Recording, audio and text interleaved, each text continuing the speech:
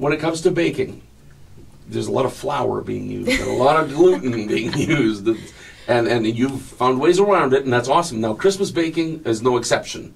Oh, no. What kind of Christmas treats do you have for us? Here we have peanut butter blossoms and whipped shortbread, some chocolate truffles, chocolate maple truffles, and chocolate fudge. We also got sugar cookies and gingerbread men. Okay, I would look at this and I would go, there's no way that's gluten-free. Because it just looks like there's a lot of flour in there, especially these cookies with the chocolate on it and those whipped shortbread. I mean, shortbread there is flour, but it's not gluten-containing flour. Okay. So I use rice flour and tapioca starch and potato starch and sorghum flour and millet flour and a combination of different flours that are from grains grains and grasses that do not have gluten in them.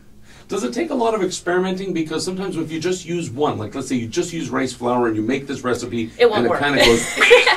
Yeah, it won't work. To duplicate the taste and texture, you have to use a combination of flours and starches, plus some kind of a binder, like in my case I use a xanthan gum.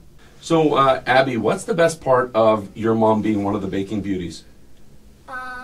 Well, almost always you can have something like cookies or brownies after supper for dessert. That's awesome. That's a pretty good perk. You like that too? Yes. Yeah? What's your favorite thing that your mom makes? The fudge. Oh, and we got some of that fudge right here. We're going to try that in just a second. Is it easier to do gluten-free when it was a crunchy cookie versus what would normally be a softer cookie? Texture is very hard to figure out with gluten-free because sometimes you can't alter it with the flours. You do alter it with the flours. Like, you use more of a starchy thing for something softer or that type of thing. But you also have to play around with your eggs a lot more and your fats a lot more.